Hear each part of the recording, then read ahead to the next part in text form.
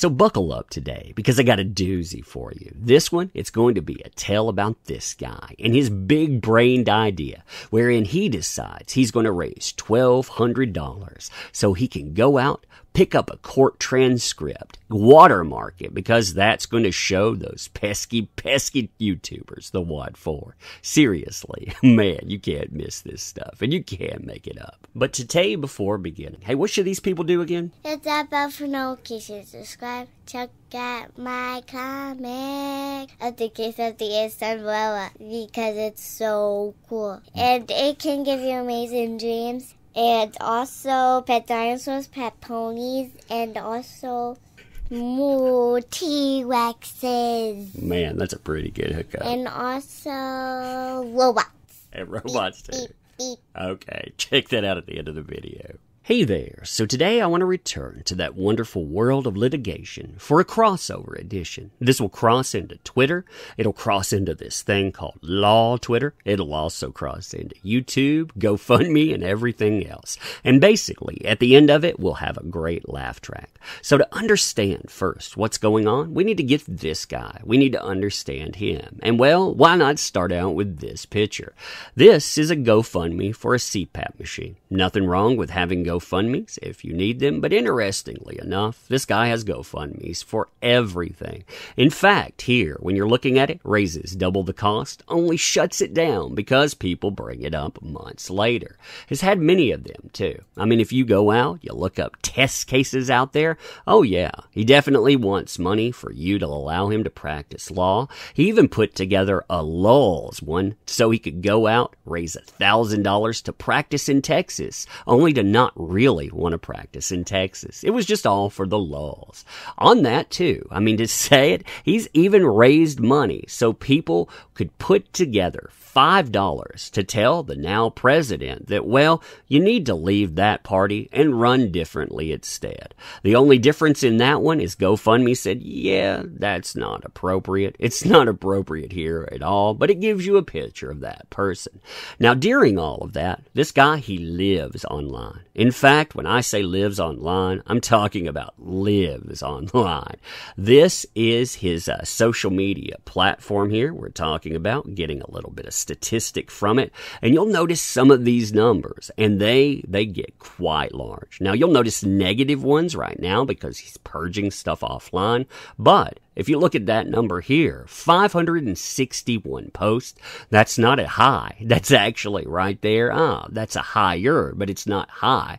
If you imagine the guy sleeping for 8 hours a day, well, that would be posting every 1.7 minutes on average, not counting direct messages, not running other accounts out there, and you better believe that this guy does indeed run other accounts. Here's one, for example, we'll bring up during all of this, but you get the idea. I mean, this guy lives online. Don't know how he would actually practice law, but hey, you know, whatever. So he got this big-brained idea. He thought, hey, since I just raised $1,000 off of these off of these really invested people that like to call themselves quote-unquote Kick Vic, maybe I could go back to that again. Maybe I could actually pick up a little bit of that delicious clout too. So I'm going to do the following.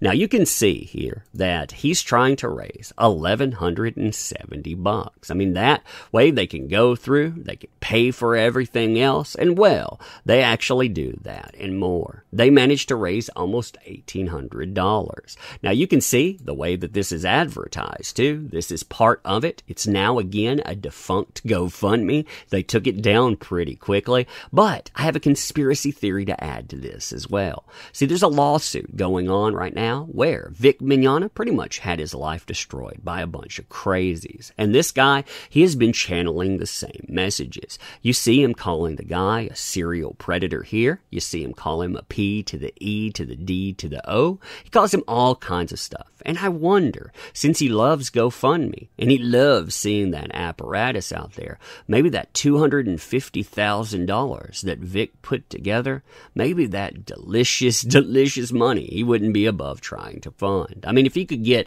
1/10 of that, yep, it would make all of this worthwhile. Maybe that's the big brain plan. But anyway, I mean, we don't know that for sure. So here we find out later what the plan truly encompassed. We can see it written out. Here's him talking about the GoFundMe, talking about sending out a mailing for it. He says we have the transcripts. If you donated to it, check your email for a link to the transcript. I'm sure the URL will be released soon, but wanted to give the fundraisers some brief early access. Complains about the fact that, well, when you shut down the GoFundMe, you can't get out messages easily. And then there's this little gem. You see him talking to somebody here, and they say you watermark the document, thread not, so that certain other parties talking about YouTubers couldn't live stream it without giving proper credit. You magnificent. And he's like, indeed, I'm so great. All of these other people out there, they helped me with the big brain plan, but check out what I did. Page after page of watermark. I mean, can you imagine this being your big brain plan? I'm going to go out. I'm going to raise $1,200. I'm going to put all of that together so I can watermark a document to show those YouTubers what for. Now, normally I would take, say, 5 minutes, set up something, and strip the watermark off of it just to laugh at this person. But you know what? It's actually funnier to live stream with it on there because they thought that this was some type of deterrent here. Oh my God, you won't pull up that legal document because I put that on it. This, by the way, is their big thread online. Their big accomplishment online. This, guys, he put together a thread where people talk. And he named it. My God, isn't that something? Isn't that special? Now, we're talking about that money too. Yeah, it's already in there. You can see that. They come up with it. On the money side, we raised, and it was spent as follows. $93 in GoFundMe fees, $1,170 to the court reporter, $15 to the bank for a certified check because they don't take electronic payments, and $516 to charity. You know, because he rounded that up. Isn't that amazing? So when you look at this, like I say, what a big brained idea there. What a big brained idea indeed. I mean, seriously, could you imagine thinking this is a win? You know, going out, putting together all of this stuff. Again, maybe this is advertisement. Hopefully, this is advertisement for other things that you do out there. Because I guess when you lose elections and you can't get people to actually pay for representation when you're a lawyer, you have to do something. And I suppose this is the thing to do that. And that's pretty much what this guy has done. You know, he doesn't ride the clout of what's been transpiring. No, he tries to ride the clout of using YouTubers' names to put together something. That's got to kind of be, as in Nick Rekieta would say, embarrassing. Hugely, hugely embarrassing. But again, you know, people with no scruples and no morals, allegedly, yeah, what would they do? What would they do to show you your place? Now, what's interesting about this stuff, too, is it's been backed by many a voice actor out there. You've had companies come out and say, yeah, this kind of stuff here, no problem at all. And what's amazing is these people, they would never, ever buy the commodities that these people put out. You know, when you're talking about voice actors, when you're talking about anime,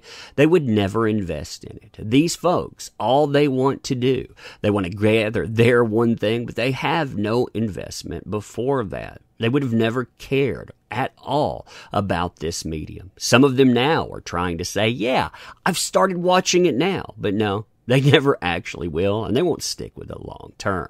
So it's been amazing to see, like I said, the big-brained ops, but also to see what companies out there actually back, especially when they want to put you in your place. Interesting stuff, isn't it? I mean, that is the good stuff there. But anyway, you tell me what you think about this big brain concept. You like this kind of content too? Make sure you're subbed to this channel. Want to go and share that video, and you definitely should with this. this? Well, definitely do so. You want to help out independent forays so we can skip over gatekeepers that want to put you in your place?